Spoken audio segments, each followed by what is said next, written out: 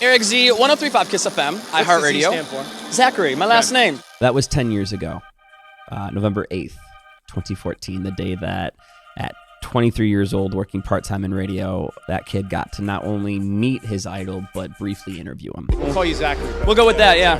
So that's what I should go with? Well, I just want to make sure the Z stood for something. I think about that moment a lot, actually, not just because it was the catalyst that served for me going by Erik Zachary instead of Erik Z, but also because of everything that was about to change in his life. And if I could go back 10 years and tell him, just try and prepare him for what was to come. If I could say, hey, you're about to be on the radio full-time in Chicago, and that will lead to you being on the air in New York City. Or I could tell him, it's okay that people make fun of you for carrying a camera everywhere because you're making YouTube vlogs. That will lead to you being hired by MTV as a host. If I could tell him that through all of these career successes, that your mom, your best friend, would go through an emergency double heart bypass, but she'd be okay. She'd make it through.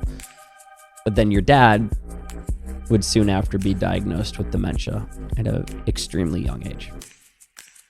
If I could just tell him to be proud of not just the achievements, but the perseverance. I'm sharing this not just because I feel like it could help you.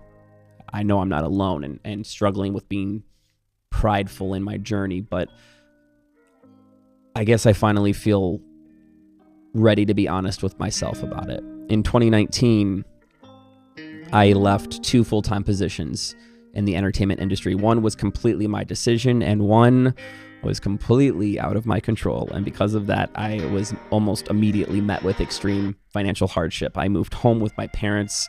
The pandemic hit shortly after. I went and worked at a car wash in my hometown.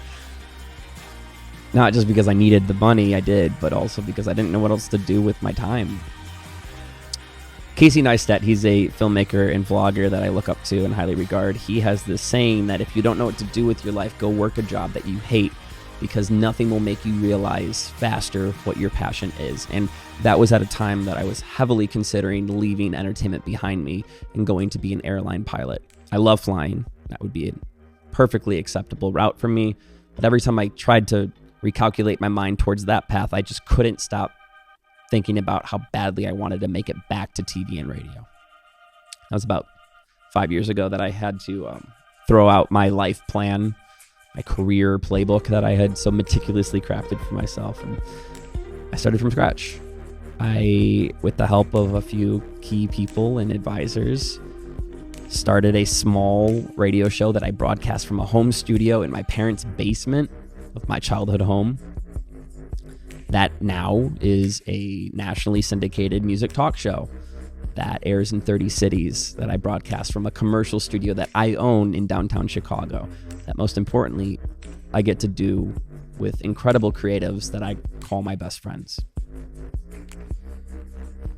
My goals and dreams have changed immensely, but the one thing I wish I could tell that kid interviewing Ryan Seacrest 10 years ago is to redefine success.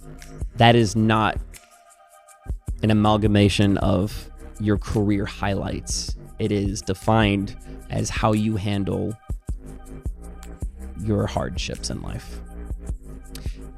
And more specifically, how you handle being told you can't do something, not just by those around you and the powers that be, but by yourself in the mirror.